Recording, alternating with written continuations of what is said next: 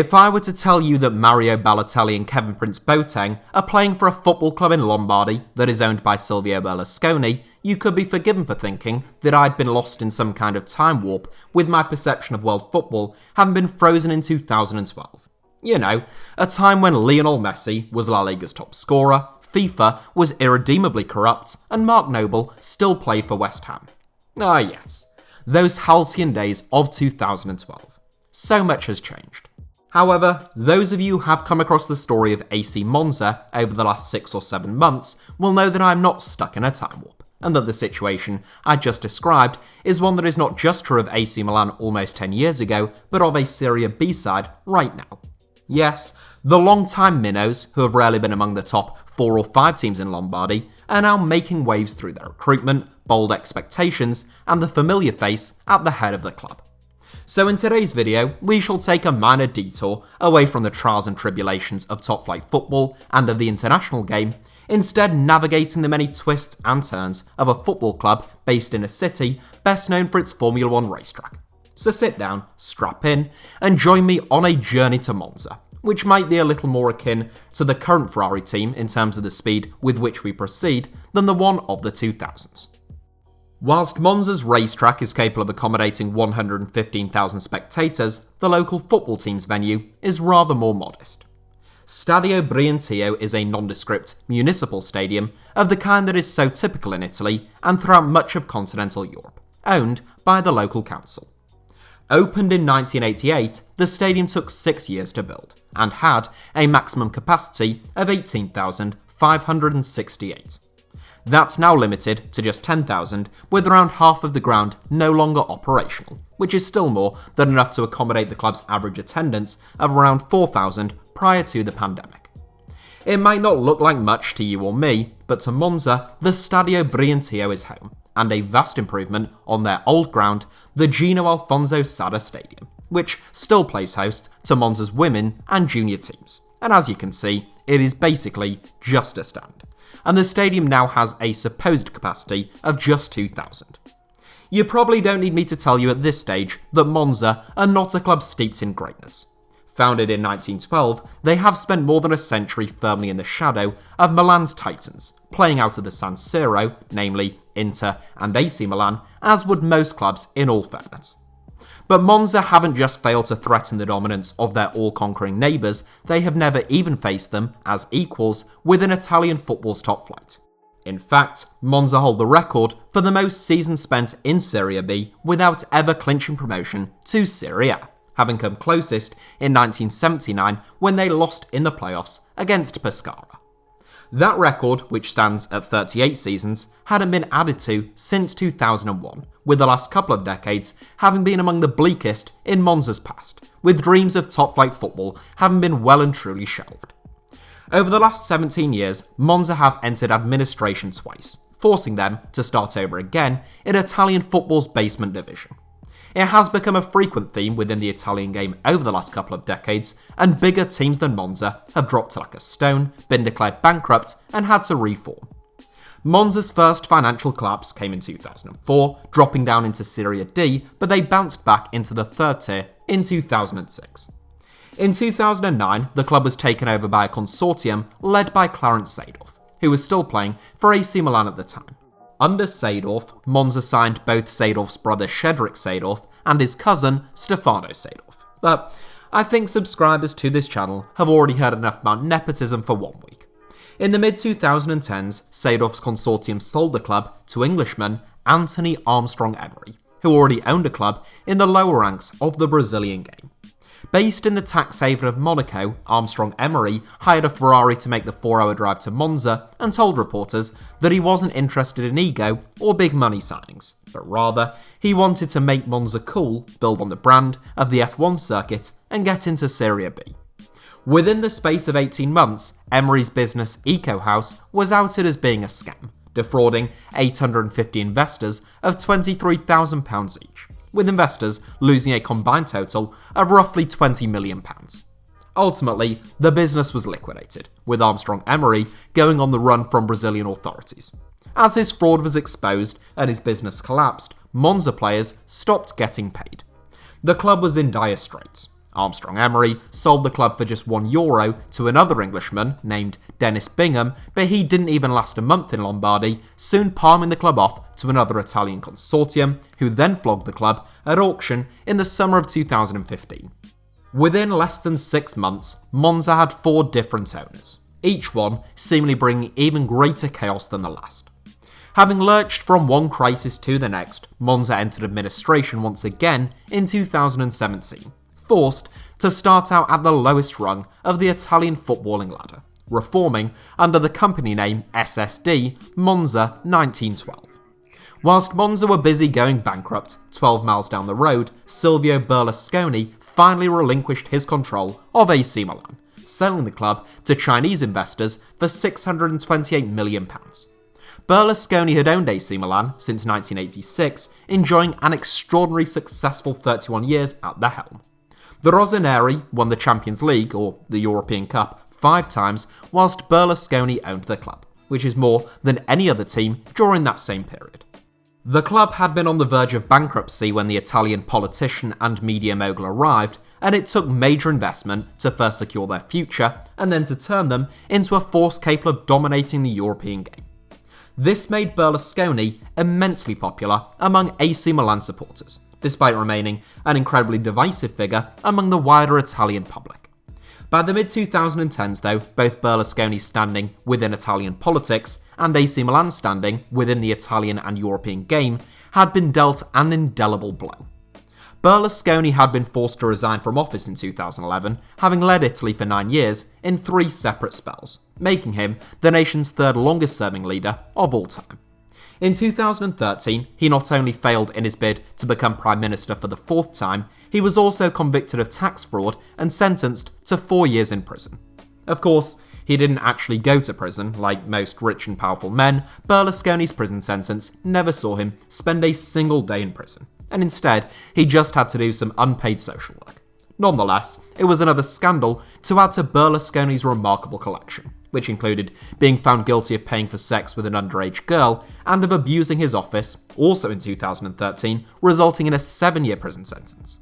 Berlusconi also never spent a day in prison as a result of that sentencing, since it was overturned and his conviction was quashed the following year. AC Milan, meanwhile, had suffered a decline along with the rest of Serie A in comparison to their European peers towards the back end of the 2000s, following their Champions League win in 2007. They won their first Scudetto in 7 years in 2011, but that was followed by a decline not just in relation to their European counterparts, but domestically as well. Star men like Zlatan Ibrahimovic and Thiago Silva departed for PSG, and in 2014-15, Milan reached something of a modern-day nadir, finishing 10th in the Serie A table. By the time Berlusconi sold the club in 2017, they had failed to qualify for the Champions League for 4 successive seasons. Serving a 6-year ban from politics, having ended his 31-year ownership of AC Milan, and with his daughter Marina now running his business empire, it looked as though Berlusconi, then aged 81, might have finally been ready to sail off into the sunset and retire. Not so fast there. There was still some life left in the bunga party-loving, scandal-engulfed octogenarian just yet. In September 2018, 17 months on from the sale of AC Milan, Berlusconi was enjoying a spot of lunch with his old pal Adriano Galliani, who served as his de jure CEO and de facto right-hand man throughout the entirety of the Berlusconi era at AC Milan. Whilst in conversation, Galliani mentioned that Monza's new owners had once again put the club up for sale, in what was becoming an all too familiar tale for the club. Galliani says he thought little of it at the time. By the end of the day, Berlusconi had bought the club. The question that a lot of people asked at the time, and still ask now, is why? Silvio Berlusconi is a very wealthy man. What does he stand to gain from buying an unglamorous lower league football team that has never even reached the top flight of Italian football? I think the point that they miss is that unlike most authoritarian populist leaders who use football as a PR operation and as a branding exercise, which he certainly did, Berlusconi actually liked and continues to like football quite a lot. Once you bear that in mind, the other attractions of Monza become pretty obvious. For a start, there is the location. Berlusconi lives closer to Monza's home ground than he did to the San Siro, much closer in fact, around 3 miles away. The club was also very cheap and wouldn't require the astronomical sums that were required at AC Milan to make a real difference and push the club on. As I said, Berlusconi is a very wealthy man. His family wealth is estimated at $7.7 billion by Forbes, making him the 5th richest person in Italy and the 327th richest person in the world. However, he had sunk an awful lot of money into AC Milan during his time owning the Rossoneri. He used AC Milan in order to cement the association between Berlusconi and success for political means. It made him seem more powerful, more competent, and it was beneficial to his media empire. And it also gave him headlines for all the right reasons. But it came at a cost. By 2013, with his political career faltering and AC Milan failing to qualify for the Champions League, the club was hemorrhaging cash. Berlusconi might have had deep pockets, but it no longer made political or economic sense for him to plunge vast sums into the club. Monza, however, would require only mere pocket change to Berlusconi in order to make huge strides and climb through the divisions. Or so he hoped. In true bizarre Berlusconi fashion, upon completing his takeover of the club, the former Prime Minister told reporters, "It will be a young team made up entirely of Italian players. They'll have their hair in order. We've already found a hairdresser in Monza who said they would cut their hair for free. No beards, no tattoos, and they won't be able to proudly wear loads of earrings. They will be an example of fairness on the pitch. They'll apologise to their opponents in the case of a foul. They'll treat the referee like a gentleman. If they are asked for an autograph, they'll write their name and surname out well. No scrawling. And they'll always go out dressed soberly and fashionably. I want something different to modern football." End quote. For a man who surrounded himself in scandal and wrote the rulebook when it comes to conflicts of interest in high office, Berlusconi certainly had lofty demands and expectations and left little wriggle room for others. Of course, his declaration was utter nonsense, and Monza's transfer policy ignored almost every one of his instructions, almost comically so, from the word go. During Monza's first season of the Berlusconi era, they essentially signed and sold an entire squad of players. 25 players came in, if one includes loans, setting the club back just shy of £2 million, the price of maybe a third-choice goalkeeper at AC Milan, but a small fortune by Serie C standards. In the January transfer window, Monza completed a remarkable 30 transfers in just a single month, in terms of both incomings and outgoings. However, instant success wouldn't arrive. The club made the promotion playoffs, as they had done in the previous season before Berlusconi arrived, but they fell at the quarter-final stage. Adriano Galliani had been installed as managing director, meanwhile Berlusconi's son Paolo was appointed as club chairman, with Silvio still exerting significant influence and ultimately calling the shots from the top. Christian Brocchi was the man tasked with managing the club, a native of Milan who came through the youth ranks at AC Milan under Berlusconi before being sold by the club, rebought, sold again, and then briefly appointed as manager at the San Siro under him. Thought to have been brought in due to his willingness to play positive, attacking football, Brocchi was retained despite his failure to guide Monza to promotion at the first attempt, but it was made quite clear to him that promotion would be required the following season. Berlusconi and Galliani got their wish in very comfortable fashion. At the point in which the Serie C campaign was cancelled due to COVID-19, Monza had lost just 2 games all season, and had already opened up a 16-point lead at the top of the table despite only having played 27 games. They were handed the title, and any asterisk next to that achievement in this instance was of little importance to a team for whom the Serie C title is intended to be just the start. There is a big gap between Serie C and Serie B though, and ahead of their first season in Italy's second tier for 19 years, Berlusconi wanted to send out a statement of intent. At one point, Adriano Galliani tried to poach Zlatan Ibrahimovic from AC Milan, but following his sensational 6 months back at the San Siro, Zlatan wasn't ready to drop down a division just yet, in a decision which has been vindicated this season.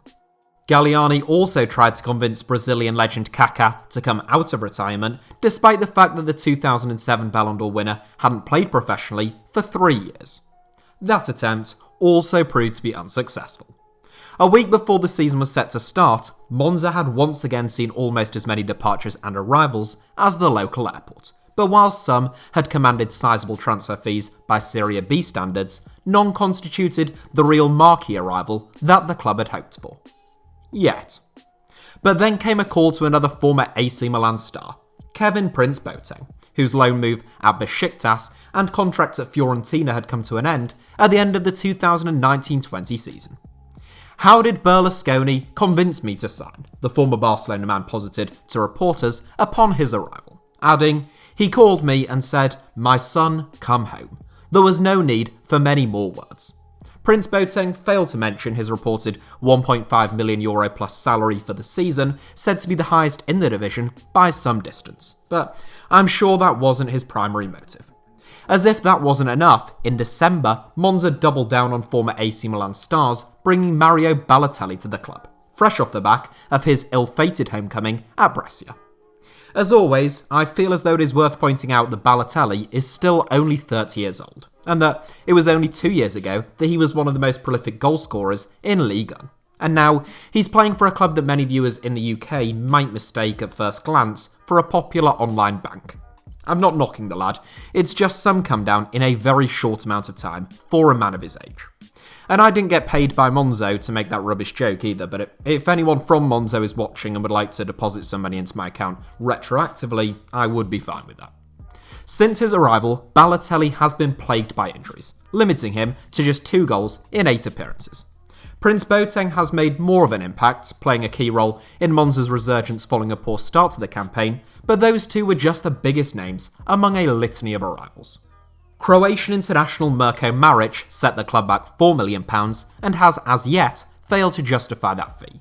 Meanwhile, young Brazilian left-back Carlos Augusto arrived for around £3 million from Corinthians and has probably been the club's standout player this season. Portuguese under-21 international Dani Mota is the man that many Monza fans are most excited about, poached for £2 million from Juventus, making a quick start and showing signs he could be a Serie A player in waiting. Monza supporters, Berlusconi, and everyone associated with the club will hope that is with Monza and not elsewhere. Historically, the club has a pretty impressive tradition when it comes to developing young players, both through their academy and simply signing and selling them on. However, they have tended to sell them young, failing to reap the rewards of the skills that they have helped to hone, and that has often been their undoing. Now they have no need to sell, owned by one of the wealthiest families in Italy, and a man who has lofty ambitions and will need talented football players to realise his aims. In total, over the summer, Monza spent more than £17 million on player acquisitions alone. Again, not a fortune by Berlusconi's standards in Milan, but in Serie B, those are astronomical sums, which emphasises that Monza now have the biggest budget in the division. Right now, Monza are in danger of starting and finishing the season poorly. They failed to win any of their first 4 games, and having turned things around after that point to mount a serious promotion push, they are now without a win in 4 games for only the second time this season. Those 2 wobbles leave them in 5th place in the table right now, seemingly assured of at least a spot in the preliminary playoffs, but with automatic promotion looking vanishingly unlikely. Empoli's place in Serie A next season is all but confirmed. Meanwhile, Monza would have to make up a 6-point gap in order to catch Lecce, as well as leapfrogging the other teams currently ahead of them, and all whilst currently being mired in very mixed form. That will come as a disappointment to those associated with the club, given the amount of money that has been spent. But there is always the chance that Mario Balottelli could return to fitness and return to form just in time for the playoffs. If history is to retell itself and Monza fail to win promotion, we should be able to expect further investment and a title win next season. But things are very rarely that straightforward in football. Certainly, Monza show little signs of tempering their ambition. Whilst they must be wary of becoming a retirement home for former stars of the European game, Galliani has reportedly already been in contact with a 38-year-old Franck Ribéry, urging him not to retire when his contract with Fiorentina comes to an end at the end of this season, and instead to join Monza's merry band of brothers, whatever division they find themselves in. It is worth noting that whilst Monza's municipal home ground has a capacity that is currently restricted to just 10,000, those extra 8,568 seats are able to be brought back into operation should they be required. What's more, when the stadium was first built, it was designed to make it relatively easy and affordable for future regimes to expand the ground to a capacity of 25,000, which would make Monza's home ground as large as their near neighbours Atalanta in Bergamo, who have finished 3rd in each of the last 2 seasons in Serie A, and reached the quarter-finals of the Champions League last season. Lombardy's perennial Nerly men, who have had so many false dawns, 4 decades in the second tier and 2 decades of neglect, have never seemed so close to top-flight football. They face Cremonese this weekend in the 5th-to-last game of the season. They end their regular season at home to their historic Lombardy rivals Brescia, Mario Balotelli's hometown and former club, who are still fighting for a place in the playoffs. I end these videos with these little tidbits so that if you want to keep an eye on their end to the season, you can. I like to think, with my delusions of grandeur, that the odd person might watch one of my documentaries and develop a bit of a rapport with a club and end up looking out for their results in the future. Anyhow, that is it for today's video. Thank you all as ever for tuning in. Please do hit the like button if you enjoyed today's video. It costs nothing. Let me know your thoughts down below in the comments, and make sure to subscribe and turn on notifications for HITC Sevens. You can also find me on Twitter or Instagram, or both, by the username at HITC Sevens on both, should you wish to do so.